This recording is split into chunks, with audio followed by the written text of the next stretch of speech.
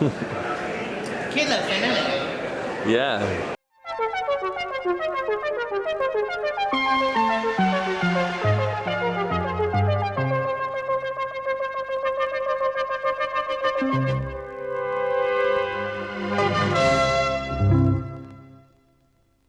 Last week, I took a very cool trip to EGX Rezzed, in the glorious surroundings of Tobacco Dock in London.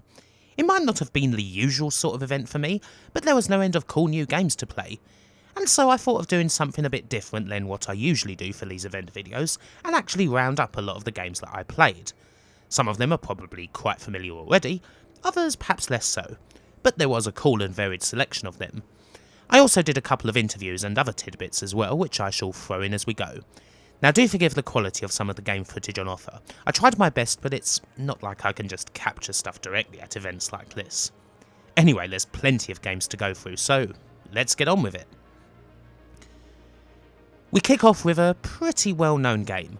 Enter the Gungeon was a big part of Devolver's booth, especially as they've just released A Farewell to Arms, a free update packed with new guns, monsters and the like, that's meant to act as a final send-off to this particular indie gem. If you've not played it, it's a top-down shooty affair with roguelike elements, and it's hard as hell. Right from the off you get some serious bullet hell type patterns, and you're going to want to be blasting, covering and rolling as much as possible. The game's quite fun, although I wouldn't say it's one of my favourite of these roguelike type games. Some people absolutely love this one though. If you can get the timing down, and ideally if you can get yourself some good and non-weird guns, you'll click with this pretty sharpish. Unsold is by Migusta Games, a one-man developer outfit based in South Korea. Now this is quite a Souls-like affair. There's lots of desolate surroundings and you really have to get to grips with your defence and attack. The best thing to do, naturally, is to time a parry. That way you can deliver a crushing riposte that'll not just kill the enemy in front of you, but anyone who happens to be nearby. Now this was a nice little demo. Some might consider it as being a bit similar to Hyper Light Drifter, although this has a much more direct whiff of Souls homage about it. In any case, the full version will be out sometime in 2020. Now this one was quite the trip. Recompile. 3 Games' latest is a 3D Metroidvania affair where you hack into a system and witness AI being birthed as you go. The demo, as seen here, had a bit of a whiff of the Bastion about it, in the sense that the world builds itself as you go around, while also showing off some big upgrades like infinite jumps and infinite dashes. I loved this game's art style. This sort of inside the computer thing always is something that clicks with me, and it played really nice as well. This game will hopefully be out sometime in 2020, and I'm really looking forward to seeing just what the full version holds. This was another neat title. Endless Mission is quite hard to really put into any kind of category. I wish I'd captured more of it. Anyway, it's a sandbox type game with the main pull of it being that you can build games in all kinds of different genres, and there will of course be sample games on offer too. The cool thing is that you can mod and manipulate these games entirely on the fly. If you're playing a platformer and you suddenly want to make your guy like a mile high, you can do that. Or you can turn them upside down and clip through the earth, twist the landscape in all sorts of ways, add hundreds of enemies. There's a lot you can do, and of course that's only scratching the surface. There's plenty of advanced options, including stuff for people who are familiar with proper world design and coding. Basically it's kind of like Unity, but a lot more gamey. The game is by E-Line Media, who previously scored a hit with Never Alone, and I took the opportunity to chat with Eric Franson, E-Line's community and marketing manager, about the game in more detail. So, here goes. So it's been a couple of years that we've been working on it. Our team is based out of Arizona, back in America, and the idea really came about when we saw an opportunity. Well, one, a lot of people play games, but they're very interested in kind of creating them. They don't necessarily have that knowledge or kind of that first step to kind of make that leap. And so what we tried to create is a self-contained game that will give someone that opportunity to not only learn the ropes of what it takes to make a game, but be able to kind of dissect and see it really firsthand and understand kind of what goes into it, what's, you know, how it's working under the hood, so to speak. Definitely. I mean, I really think, it's something that really makes game design fun. Absolutely. And it's something that would be it's not just a great, kind of really quite fun game to play around with. with, but it's also a great educational tool. Yeah. Like for people who have like almost no experience in programming and anything, it's really easy to pick up and play. Yeah, we're definitely approaching it as a consumer game, but there's certainly a dimension to it where you will learn about the aspects of the making of games and some practical skills in kind of how that actually comes together. So our company's background actually is that we were an educational company to begin. In the last few years, we've kind of spun into consumer-facing games as well. So our last game was a game called Never Alone, which was an atmospheric platforming game about a girl and her pet fox up in Alaska.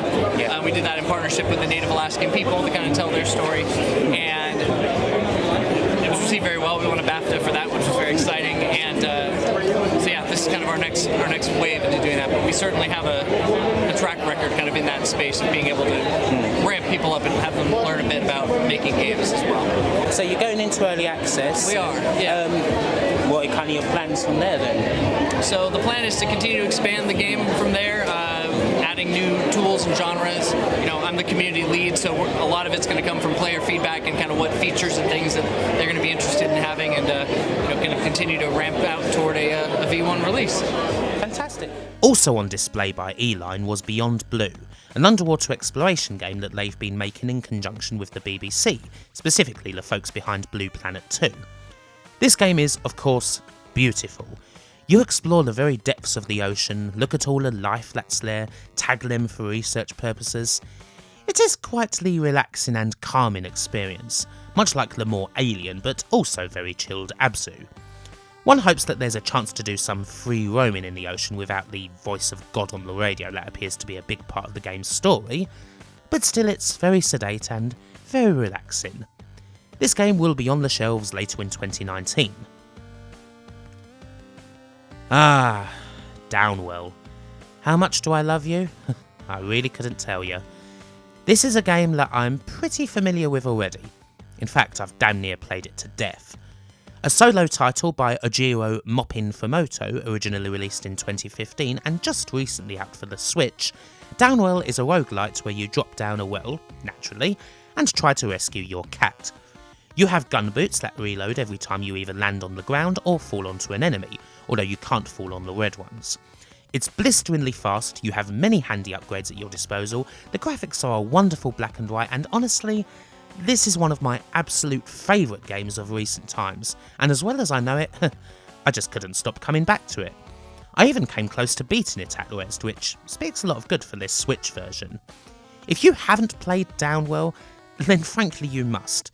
Seriously, you can buy it on Steam for all of £2, and it's the best £2 you will ever spend. Sunless Skies is Failbetter's recently released sequel to their 2015 hit, Sunless Sea. Like that game, you take a ship and traverse across various steampunk settings in a very desolate and somewhat horrific landscape. The difference here is that instead of being on water, now you're in space. I don't have much experience with this, having not played the first game, but I enjoyed the little bit I played.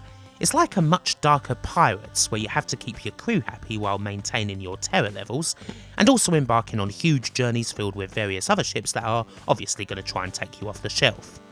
I barely scratched the surface of this game, but the mood that it set, from the various role-playing choices you can make to the tension present in every do-or-die fight, really makes me want to play more.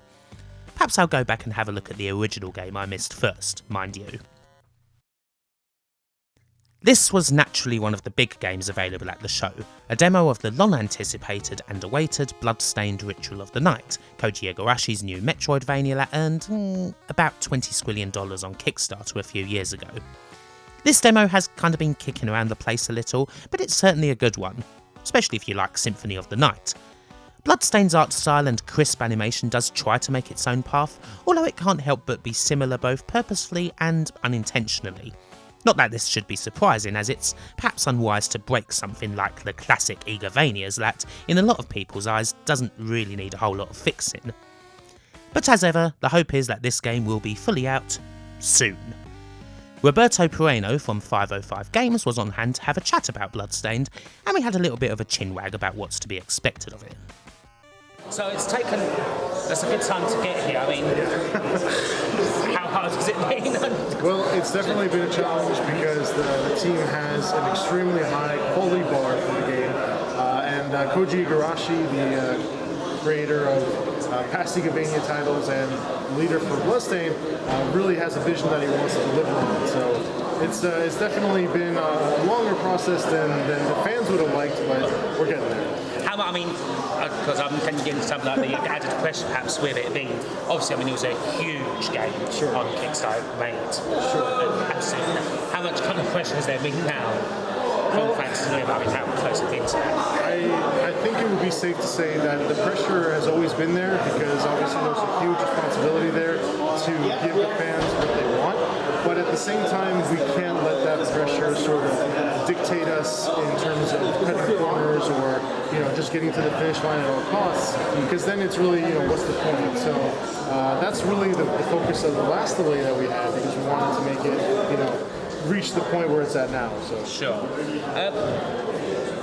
Obviously, a lot of people come in this game with Symphony of the Night in their mind. Of course. What would you say to people as far as how this game differs from Symphony? I would say that when you play Bloodstained, you're definitely going to be able to instantly have that feel, like as if you're somewhere familiar. Oh yeah. However, right.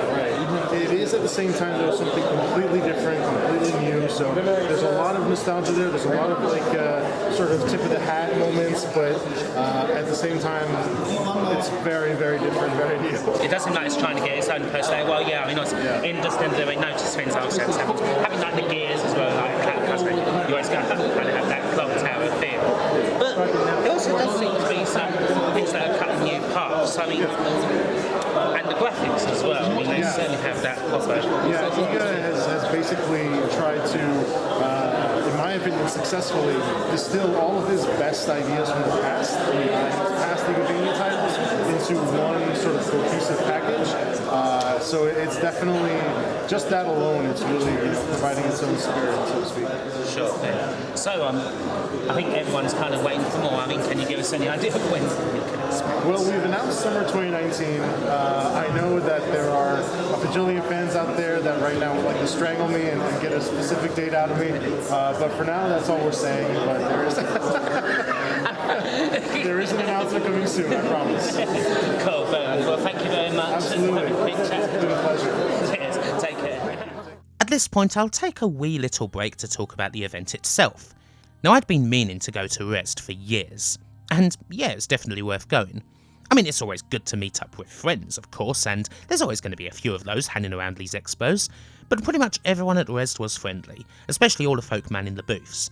Tobacco Dock can be a bit like a maze at times, mind you, but I suppose a good thing about that is that there was plenty of stuff to fill up both days that I was there, as there were some things on the first day that I didn't even see. I didn't even know they existed till the second. I love that it's a proper indie-focused event and that it was very well attended. There was room for literally everybody and everything, from the bigger indie games to the smaller titles, space for charities like Special Effects, absolutely lovely folk, tabletops, all sorts. I can't really fault the event at all, aside from perhaps a lack of food stalls. Mind you, it is London, so it's not like there's a lack of that stuff going around. Anyway, the main reason to stop here was to highlight perhaps the coolest thing at the whole event. Quang's backpack.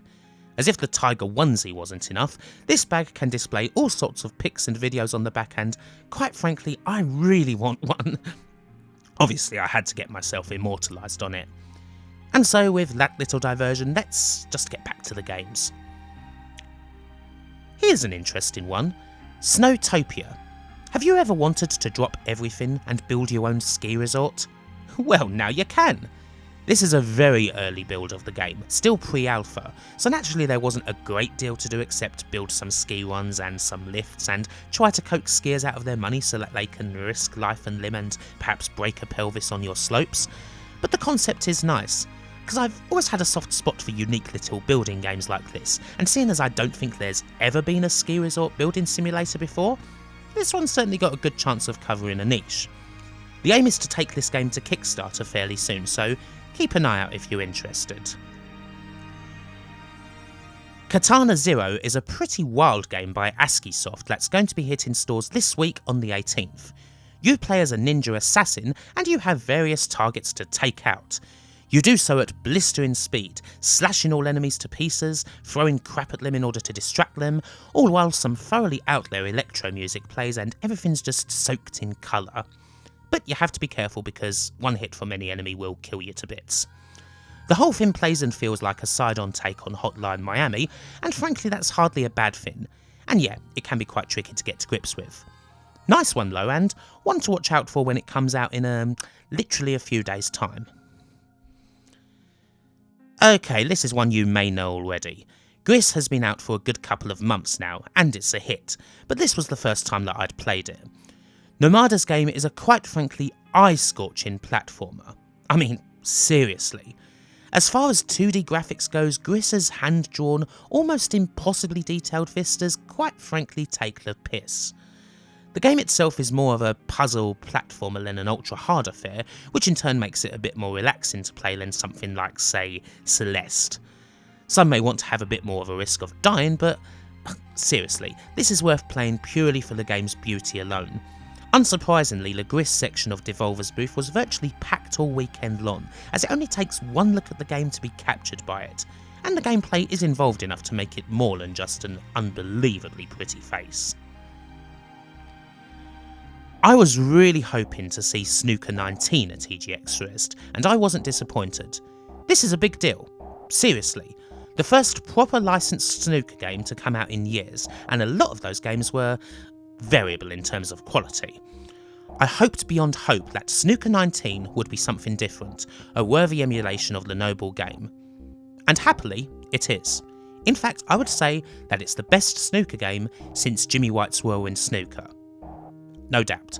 It plays very naturally as well as quite fast, has excellent TV style presentation, and pretty much allows you to do anything you want to do very easily, whether it's a long pot, an airtight snooker, or spending 10 minutes walking around the table while Ronnie O'Sullivan goes mad in his chair.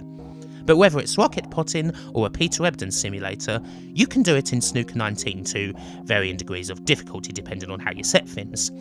If you like snooker, then this game is going to be a belter, and it's going to be out on all platforms in just a few weeks' time. I can't wait.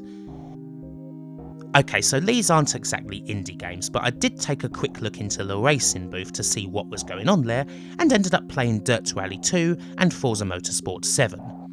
And they were both rubbish. I mean, is this what the major racing games are honestly like nowadays? Dirt Rally just felt so staid. Like it didn't want to actually let you do anything. It's a rally game where you barely get any bloody dirt on your car, you can't drift, nothing ever breaks. My god, it's a soulless, miserable experience. Forza 7, marginally better I guess. At least it is if you turn off all the aids that basically play the game for you. But these games make all these pretty models and all that, and the presentation is so up-notch and everything, but then they barely let you do anything with them. Disappointing. Very disappointing indeed. On then to a little something from the leftfield booth. There were some strange things in here, particularly the Octopad, which allowed a group of people to play games like Tetris on the NES, only with controllers that only had one function on it. Quite a lot of fun with a group actually. This, however, is Bird Alone, a little game where you interact with a bird who kind of likes to smack talk you a lot, while also playing around with the surroundings. It is very artsy and all of that, and kinda nice for the short time the demo lasted. I dug it after a while. George Batchelor's new game will be out sometime in 2019 for the iOS. Speaking of weird, here's Wavy The Rocket, the first title from Upper Room Games. This is a side-scroller of sorts. You control this rocket by manipulating its path as it oscillates around everywhere. Only by mastering the art of controlling the wavelength will you get anywhere in this game. It's really quite hard to get your head around at first, but ever so gradually, you may just find yourself constructing a beautiful path that will not only stop you from being massacred by a wall, but may even get you some coins and collectibles. It's not the normal sort of indie game, and it's a definite laugh once you start actually understanding it. Next up, we have Dicey Dungeons, a roguelike type game that's all about rolling those dice. It's all about battling various foes in these mazes. The battles all take place in kind of a Pokemon style-y, but naturally dice rolls are everything, controlling how strong your attacks are and your defences and all sorts like that. This all too short demo was more than a good taster. I really wanted to keep playing by the time it was over, and that's good because usually this isn't my sort of game at all. Perhaps though that's not a surprise. This is the new game by Terry Kavanagh, an absolute hero of mine, mainly thanks to the almighty VVVVVV. The man himself was there showing it off, and I had the pleasure, the honour, of asking him about his new venture, and I couldn't help asking a little bit about one of my favourite games too. So this turn has a Game Jam game for last year's 7-day roguelike. It's very inspired by a game called Dream Quest, which is one of my favourite mobile games. Basically, for last year's 7-day roguelike, I really wanted to make my own deck building game, and I wanted to push it in a different direction, so I decided to try using dice to do that mechanically. And yeah, it's just one of those things that went really, really well, so I've been working on it ever since. So I think this is kind of, maybe, would you say this is kind of a different game to, I mean, a lot of people know you for VVVVVV. Yeah, it's a bit of a departure, yeah. And this is, yeah, definite difference in that. Is that something you like, you're kind of, do you feel kind of limited, like maybe by games like these? Because I know you've done other games like, there's a game that I really love from you called Naya's Quest as well. Yeah, like nice little kind of flash game. Is like being kind of different with every game something that you think is kind of important? It's kind of just happened that way, I think. Yeah. So I have actually worked on RPG prototypes for like a decade. I worked in a big RPG called Nexus City for 2 years. That sadly didn't work out. I've worked on plenty of roguelikes. Made a roguelike called Tiny Heist. This is kind of just the first big RPG project that really, took off and made sense, which is why I've decided to make it into a commercial game. But yeah, it's a genre I've been interested in for a very long time. And another thing also I was fun game, also with the little demo there as well, is the music is always really on point. I'm working with Chip Sill again, he's just incredibly talented. He does so much good work. It's amazing. I have to ask you one question as well, Sure. not necessarily related to this, but just what was the inspiration behind Veni Vidi Vici? Well, so in V, those it seemed like a very logical place to extend the design. There was already like situations in the game where you wouldn't necessarily see what was coming up if you because it's like flip screen. So one room after another, you don't necessarily see what's going to come up, and then you have to react very quickly. So the idea was to take that idea as far as I possibly could, make something really difficult and interesting that way. And I maybe got carried away, but I'm very happy with that particular challenge. It's one of the most ultra-hard, but it's also to me just one of the most satisfying. Whenever I go through a game, I love that part. That's just as hard as it is, so it's just my favourite part, because when you do, it's just like, oh. Well, thanks for chatting, Terry. You're an absolute hero of mine. Cheers. Thank you so much for your time, and thank you for the pin, and looking forward to seeing this game. Love your work. The Swords of Ditto is an action RPG that has been out for a good long while now. Again, this is another case of showing off some new content that's on the way. It's a roguelite action RPG type thing with some fairly humorous dialogue and cartoony graphics, but honestly, I played it for a fair bit, but it wasn't hugely my bag. It's alright, of course, I mean, there's nothing at all wrong with how the game's made, it just wasn't something that's grabbed me. Maybe it's the art style, or that there's too many roguelike games of all shapes and sizes flying around nowadays, but it was alright. Hey ho. Forgive the sudden change in audio quality, but I almost forgot this one. Change a homeless survival experience. This game from Delve Interactive is, well, what it says. You are homeless and you have to try and make it through the day-to-day grind on the streets. Mainly through begging, where most people won't give you an out but an insult, or police will move you on or arrest you if they see you. Then you might want to find somewhere to kip, hopefully a place where you won't get mugged for the cobs in your pocket, while also perhaps digging through some bins for food, or if you've got enough money, maybe even buying some bread. Yeah, it's quite the grim experience, full of harsh reality and social commentary, and the game's mechanics are pretty effective at getting the soul-destroying drudgery of the situation across to boot. Change is already available on Steam as an early access title if you want to take a look for yourself at it. It's pretty good. Pit People. Now this is the new game by indie big dogs The Behemoth, who you may already know from smash hits like Alien Hominid, Battle Block Theatre and Castle Crashers. This is another sort of game that often isn't my thing, a hexadecimal sort of turn-based strategy with the same kind of graphic style you generally expect from these folks. It seems good if you like that sort of thing, but I'm actually going to let Ian Marino talk a bit about it with DJ Slope. He obviously knows a lot more about it than I do, because he's part of the studio after all. It's turn-based co-op adventure, just like we always have to emphasize the couple smaller games like Call. Sure. It's a turn-based strategy. Okay. Yeah, our take on a turn-based strategy. So instead of all those things like in tacticals where you control every action in order, it's more about positioning and placement of each fighter. And then depending on where you're placing them in relation to the enemy, as well as what unit type you are, you'll do a series of different things depending on the context. Another cool little thing from the Devolver booth, Ghetto Roboto is that most unique of indie titles, a pure uncut Metroidvania. The only differences really are that it's in black and white, which seems to be more and more in these days, and that you play as a domestic cat in a robot suit. If you like Metroidvanias generally, then this is going to be a game for you.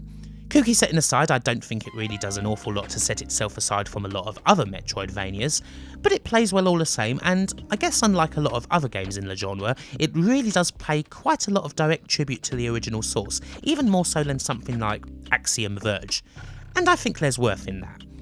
Look for Doinksoft's first game to be out and about pretty soon. Unfortunately, I was only able to capture literally 20 seconds or so of Nanotale before my battery died, but it's a good one. Fishing Cactuses game seems at first like a rather generic adventure title, but the gimmick is that instead of selecting spells and attacks or using a button or whatever, you actually type words into the screen. It's the action-adventure version of Typing of the Dead, in other words. Now that's a cool little concept in and of itself that's nice to see in another game that isn't a zombie-style shooter. It looks really nice and, hey, you're learning how to become a better typist as you go. You could legitimately put 100% in this game onto your CV if you were going for an office job. It's really good, in all seriousness. Most people rated it as one of the best games at the whole expo. For me, however, just for craziness and sheer fun, and obviously not counting Downwell because I've already played that game to death, my favourite game at the show, not just for the game being good but for the sheer quality of the pitch, was Ember by Muse Games, previously of Hamsterdam and Guns of Icarus. Let me just shut up for a second and show you the pitch that the game's designer, Cameron Bahus, made to myself and Slope because it sets the scene. Oh, who are you? Alright, hello, okay. Can I interest you in investing and saving lives? Yes, you can. So, we at Ember have taken the ride-sharing technology that you know and love and taken it to its next logical step, into the emergency services. So, tell me, has this ever happened to you? You're sitting at home alone and suddenly your house catches on fire. So you have to pull out your phone and dial 999 and talk on the phone like it's 2002. Absolutely barbaric. We at Ember firmly believe that competition is good for any industry, and that includes the emergency services. So we've launched Ember, the firefighting app. With a few simple taps on your phone, you send one of our highly specialized trained responders right to your front door to rescue not only you, but also your stuff. And to assume the highest level of quality control, you as the consumer then get to leave a review that directly impacts the pay of the responder that came to rescue you. So what we have going on here today is the Ember Responder Certification Exam. We're looking all across EGX for some of the most strongest, heroic, bravest, down on their luck, destitute, and in need of money individuals to see if they have what it takes to be their own boss, work their own hours, fight fires, save lives, and most importantly, earn money and join the emergency services revolution as one of our Ember responders. That's a brilliant sales pitch. I love it. That's really good. They flew me in right from New York City to give this pitch right here to you, ladies and gentlemen. Right. Well, there you go. Right. This is awesome. So there you are. You certainly got us hyped for playing it. This manic title is obviously a hilarious take on the current gig economy that's going about, but it's so much damn fun to play. You and multiple friends take on various roles and try to rescue as many people as you can. Well, so long as they're using Ember anyway. There's all sorts of things that can go wrong, as you might expect when you let some untrained firefighters loose on a burning house. Electrics blow up and you accidentally kill a friend. Or one of your team decides that they've actually rescued enough people to meet the minimum job requirements, so they're going off the clock. All sorts. It's funny, the concept is fantastic, and the team were absolutely lovely. Top marks for them, not just for the good game, but the good experience. I'm really looking forward to seeing this in all of its glory. And there you have it. Pretty much all the stuff that I ended up playing at the event, fully rounded up. There's a whole lot of games here that I'm really looking forward to seeing properly. Whenever there was an empty stall somewhere, I'd often find myself sitting down to play something, and usually I would enjoy it. That's perhaps the different thing about an indie event like this as opposed to retro events that I usually go to, especially because I'm not hugely clued up on the indie scene. Retro events like Play Expo to me are so much about all of us folk gathering together, doing awesome panels and watching other good uns, meeting friends, perhaps buying some things. As far as the actual games go, I don't play much because for the most part, aside from the rare systems that are going to be on display, I can already do that at home. But this is different. I did more games playing here than I did at pretty much any other Play Expo that I've been to, although that's because, as I said, Play Expos are about so much more than just sitting down and playing games. I wasn't disappointed by Rezzed at all, and I am certainly going to make it an annual part of my calendar going forward. And with that, well, that's about it for this video. And so, as ever, I shall say, bye for now.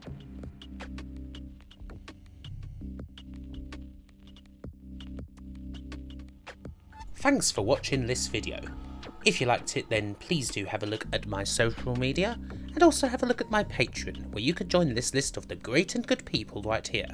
Andrew Dalton, Andy Capt, Asobi Quang DX, Chris Cox, Conrad Pritchard, Daniel Briggs, Dave Cork, David Rose, Dustin Cooper, Gary Samaden, Geordie Alex, James Brown, James Loveridge, Jason Stevens, Jace Alexander, Jeff Ladd, Lee Norris, Lukas Kuligowski, Matthias Gramzoff, Martin Pataki, Nicholas Tristan, Nick Smith, Nicky and Bunty, Peter Jack, Potter Margel, Ren Bimon, Are You OK 2000, Seth Robinson, Simon Gulliver, Yerka Operator, and Zach Roach, and to all the rest of the community, thank you and goodbye.